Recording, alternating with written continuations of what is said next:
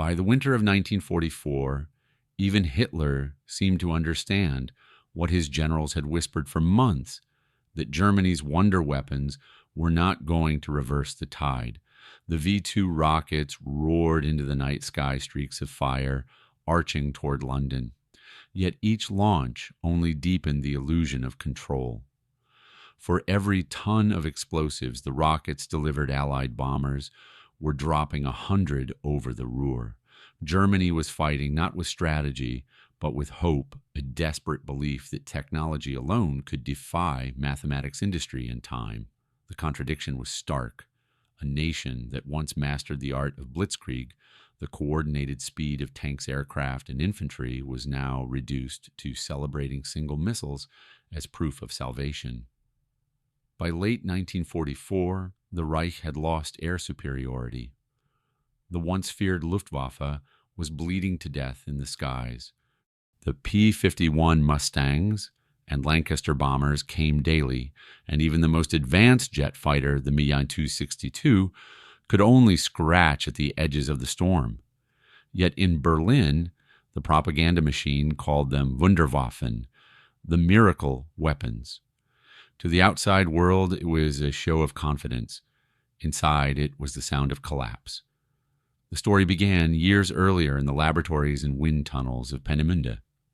Under Werner von Braun, the German rocket program was a triumph of imagination.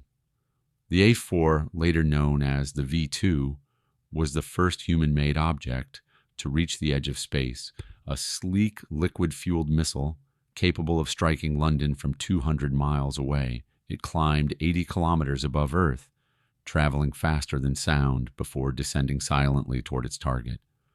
No fighter could intercept it, no radar could predict its fall. To the engineers, it was a glimpse of the future.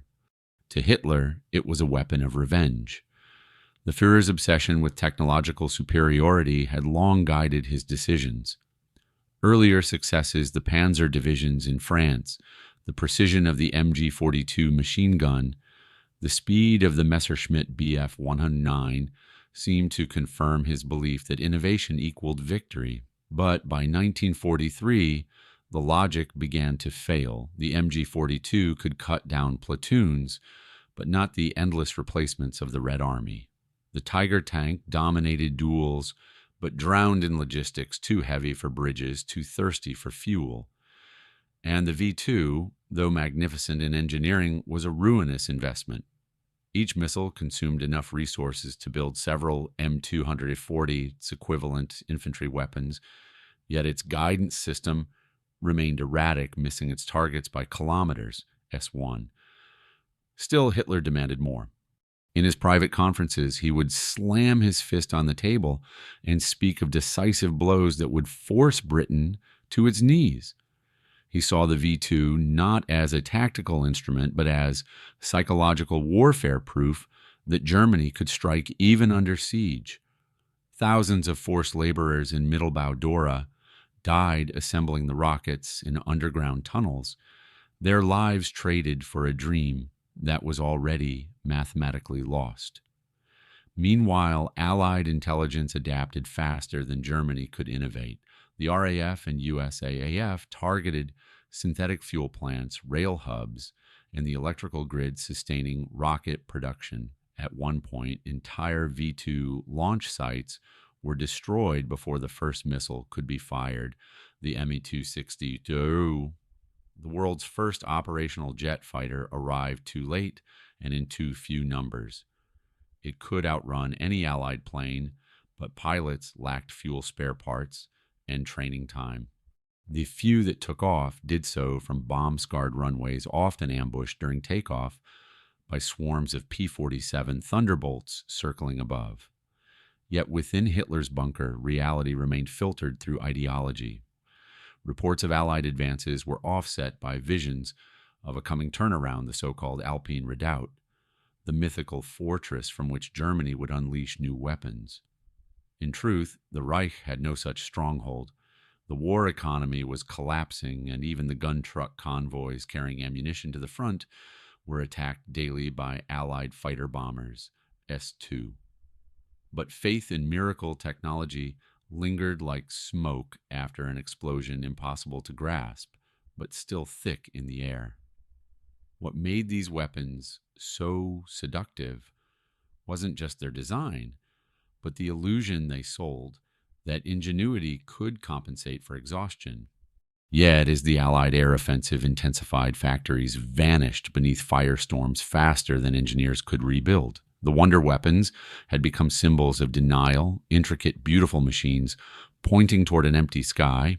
And somewhere in that twilight, as the rockets kept falling and the cities kept burning, the question emerged: how long could Germany pretend that science alone would save it? By early 1945, the illusion was impossible to sustain. The Allied bombing campaign had dismantled Germany's industrial skeleton piece by piece. The Ruhr, once the furnace of Europe, lay in ruins. Cities like Cologne and Hamburg no longer had recognizable centers, only charred grids where factories and housing had once overlapped. And still, Hitler demanded production figures as if numbers could conjure steel out of ashes. Engineers at Peenemünde pleaded for materials that no longer existed for copper wiring precision bearings, and specialized fuel mixtures now rationed to a few liters per test. The logistical absurdity bordered on tragedy. Each V-2 rocket required 30 tons of propellant alcohol and liquid oxygen, both of which depended on plants that had already been flattened by American B-17s. The transportation network was equally broken. Freight trains were destroyed faster than they could be repaired, and Allied fighter patrols targeted any moving convoy that dared travel by daylight. By the time a single rocket was delivered to a launch site, entire villages had burned in reprisal raids. Yet Hitler clung to these projects, convinced that one final blow, one more technological leap, could alter the war's outcome. It was not the first time he had placed his faith in machines rather than men. When the Wehrmacht introduced the Tiger II, a super heavy tank with armor nearly twice that of the T-34, Hitler proclaimed it invincible. But the Tiger II broke down almost as often as it fought. Its transmission failed under the strain of its 69-ton weight, and its Maybach engine overheated during long marches. Crews often abandoned the tanks, not to the enemy, but to gravity itself, when they ran out of fuel in retreat. Soldiers who once joked that the MG-42 was their saw of God now cursed the mechanical burdens they were forced to drag through the mud. The difference between the early and late war years was more than morale, it was the collapse of coordination. In 1940, technology served strategy. By 1945, strategy served technology. The V-2, the Me-262, the jet-powered Arado 234, all magnificent on paper, arrived without the infrastructure to sustain them. The Me-262's Jumo, zero-wire 4 engines, for instance, had a service life of less than 25 hours before they burned out. Nickel shortages forced engineers to substitute inferior alloys, leading to blade failures and explosions mid-flight. S3. Pilots trained for weeks only to be grounded for lack of spare turbines. Meanwhile, the Allied approach grew ever more pragmatic. While Germany invested in miracle designs, the United States streamlined mass production. The M60 machine gun, which would later become standard decades after the war, evolved directly from lessons learned against the MG-42, an enemy weapon respected even by those who faced it. The Allies studied what worked, simplified it, and produced it by the tens of thousands. Germany, by contrast, perfected the unproducible. Hitler's obsession with the Me-262 reveals this mindset best. Conceived as a high-speed interceptor, it was the one weapon that might have slowed Allied bombing, but Hitler demanded it be redesigned as a fighter bomber capable of carrying bombs for offensive strikes. The decision delayed its introduction by months, robbing the Luftwaffe of the one edge it might have used to defend its skies. By the time squadrons like JG-7 finally flew in combat, Allied bombers were escorted by jets of their own, the British Gloucester Meteor. Still on the ground, the myth persisted. German civilians were told to believe that vengeance weapons, Vergeltungswaffen, would bring deliverance. Propaganda leaflets promised that the Allies would soon feel the full weight of German science. In reality, the rockets rarely hit military targets. Most struck residential areas, spreading fear more than destruction. Even the most successful salvo could not match a single Allied daylight raid in scale or precision. Inside the Führerbunker, reports from the front blurred into technical briefings. Hitler spoke of energy weapons, of new radar systems, of invisible submarines. His generals understood the futility, yet few dared contradict him. They had seen what happened to those who did. And so the meetings continued an empire of paper blueprints, collapsing under real bombs. For the men still fighting on the front lines in Hungary and the Ardennes, in the ruins of Berlin, the wonder weapons had become a cruel joke. They could hear the V-2s roaring overhead, but none ever saw them land on the right side of the line. By then, the dream of salvation through science was no longer a strategy. It was a ritual, a way to delay admitting defeat. Yet within the ruins of that ritual lay one of history's clearest lessons that technology cannot save a cause already lost in its purpose. And as the Reich disintegrated from within, the engineers of Peenemünde began to ask themselves a forbidden question: if the future they were building would belong to Germany at all. When Berlin finally burned, the rockets did not save it. The wonder weapons that had promised to make Germany untouchable now lay scattered across the Reich, buried under rubble or hidden in mountain tunnels. Allied troops discovered them in crates stamped with the eagle insignia, half-assembled Me-260 prototype, Y-2 guidance gyros, and the blueprints of projects too ambitious even for wartime. Among them were the dreams of a regime that believed technology could bend history itself. But war is not a laboratory, and even the most sophisticated machines cannot change the arithmetic of exhaustion. As the Allies advanced from both east and west, the ruins of Peenemünde and Mittelwerk became trophies of a different kind knowledge. American and Soviet forces raced to capture the scientists before the other side did. Werner von Braun and much of his team surrendered to the Americans in the Bavarian Alps, carrying boxes of notes, diagrams, and data that would soon become the foundation of the Cold War's space race as 4. The Soviets arriving later found only fragments, but those fragments were enough to replicate the V-2's engine, giving rise to the R-1, and later to the rockets that would lift Sputnik into orbit. Ironically, the weapon that had symbolized Germany's last desperate hope became the seed of humanity's first journey beyond Earth.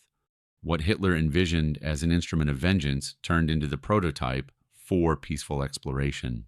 Yet behind that paradox lay a truth too heavy to celebrate, that innovation born from war rarely stays within moral boundaries. The same industrial brilliance that designed the MG-42's impeccable recoil system or the Me-260's jet engines also fueled a machine of enslavement. At Mittelbau-Dora, tens of thousands of forced laborers perished under horrific conditions, building the rockets that would strike London and Antwerp. They died underground so that a city above could burn. Every V-2 launch represented both technological triumph and moral failure. It was not only that the weapons couldn't save Germany, it was that they had consumed the very humanity of the people who built them.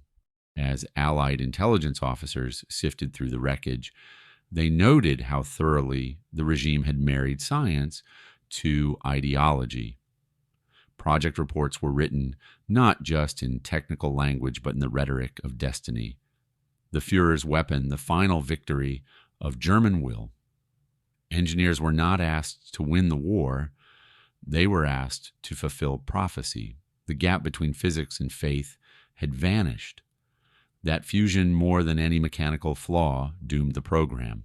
When interrogated after the war, many scientists insisted they had been driven purely by curiosity, not politics. "I was interested only in reaching space," von Braun would later claim. But the documents told a colder story, that scientific advancement had been sustained by forced labor and that the engineers had known it. The miracle weapons were built not on genius alone, but on silence, the silence of those who saw and said nothing. Yet the Allies, too, faced their own moral trade-offs. The United States launched Operation Paperclip, recruiting German scientists, including former SS members, to work on missile technology. The same men who had served the Reich now served the Pentagon, designing rockets that would later carry nuclear warheads across continents. The Soviet Union did the same, establishing research institutes in Kaliningrad and Khimki with German prisoners of war. The race for moral reckoning was postponed, replaced by a race for supremacy. By 1946, the wonder weapon had become a global inheritance. Nations studied the captured designs not only for what they achieved, but for what they revealed, that the future of warfare would depend less on armies and more on propulsion electronics and psychology. The lessons of the V-2, the Me-262, and the Tiger tank became case studies in imbalanced technological brilliance without sustainability engineering, without ethics. It was in this aftermath that military theorists began to speak of overreach, a term later applied to every empire that mistook complexity for power. The same warning would echo decades later in the jungles of Vietnam, where sophisticated machinery from the M60 machine gun to the door gunner's helicopter mounts once again proved that mechanical might could not guarantee victory. The ghost of the Wunderwaffen lived on not as relics, but as questions that haunted every new invention. Because beneath every miracle weapon lies a simple, uncomfortable truth: progress without reflection is just repetition by another name. And as the smoke of Berlin settled into history, the scientists of both sides were already charting new trajectories. This time not toward London or Moscow, but toward the stars. Yet for all their reach, none could escape the shadow of what those rockets first meant. In the quiet years that followed 1945, Germany's wonder weapons became legends, then lessons, and finally warnings. They were studied in classrooms, replicated in laboratories, and displayed in museums, stripped of their menace but not their meaning. The wreckage of the Reich's final dream revealed more than the failure of technology. It exposed the psychology behind it, the desperate faith in machines to do what leadership strategy and morality no longer could. For historians, the paradox remains haunting. Hitler, who once commanded the most disciplined and modern army in Europe, ended the war as a gambler chasing phantoms of salvation. He had turned to engineers as priests, to prototypes as prayers. Every new project, from the V-2 to the jet bombers of the Arado series, carried the same delusion that a single technological breakthrough could erase strategic defeat. It was not simply militarism, it was the belief that control over physics could substitute for control over reality. The record of the final months proves how complete that delusion became. Hitler ordered Mi-262 squadrons to attack Allied ground troops rather than bombers, ignoring his pilots' protests. He approved the Volksjäger, the People's Fighter, a desperate one-man jet meant to be flown by teenage volunteers. The machine could barely take off, and when it did, it often exploded on landing. Yet propaganda films showed them soaring against the skyproof to civilians that the Reich still possessed divine ingenuity. What they didn't show were the burning wrecks scattered across fields, the young pilots whose names never reached the newsreels. Even the V-2, hailed as unstoppable, proved strategically hollow. Its warhead carried barely a ton of explosives enough to level a building, but not a city. Each cost as much as a fighter plane, yet produced no tactical advantage. Between September 1944 and March 1945, over 3,000 V-2s were launched, killing approximately 9,000 civilians and soldiers combined, while nearly 20,000 forced laborers died producing them. S5. The balance of tragedy was unmistakable. When Allied commanders studied these figures after the war, the conclusion was not triumph, but caution. The obsession with superweapons, they realized, had drained Germany of the very resources that might have prolonged its resistance fuel steel manpower and reason. The Reich had consumed itself in pursuit of an illusion. That same lesson would echo through the 20th century whenever nations placed faith in a single technological answer to human conflict, from nuclear deterrence to smart weapons and autonomous drones. Each promised precision, and each reawakened the same temptation to believe that innovation absolves responsibility. In the post-war world, remnants of the Wunderwaffen lived strange second lives. The Me-262's swept-wing design influenced the F-86 Sabre. The V-2's engine data helped design the Redstone rockets that would eventually carry astronauts to space. The very science meant for destruction became the backbone of exploration, yet always under the shadow of its birth. When Wernher von Braun watched the launch of Apollo 11 in 1969, he reportedly stood in silence. The same mathematics that once sent fire over London now carried humans toward the moon. The difference was purpose and conscience. For Germany, remembrance became the only victory left. The nation that once sought dominance through machinery became the one most cautious about its power. Post-war engineers, philosophers, and historians revisited the archives not to glorify the wonder weapons, but to ask what they revealed about the human condition, that intelligence without empathy breeds catastrophe, and that progress without humility is indistinguishable from hubris. Even in modern documentaries, the gleam of those machines, the V-2's aerodynamic curve, the Me-262's twin engines, the Tiger's brutal silhouette still captures fascination. Yet the true story lies not in their design, but in their defeat. These were not the weapons of victory, but of denial, the final expression of a regime that could not admit its own end. Every era faces the same temptation, to believe that innovation can outpace consequence, that a machine can deliver salvation without sacrifice. From the jungles of Vietnam to the deserts of the Middle East, soldiers have carried echoes of that illusion, whether behind the M60 machine gun, the MG-42's descendant, or inside the armor of a gun truck convoy rolling through another uncertain war. The technology evolves, the question does not. Perhaps that is the enduring legacy of Hitler's wonder weapons.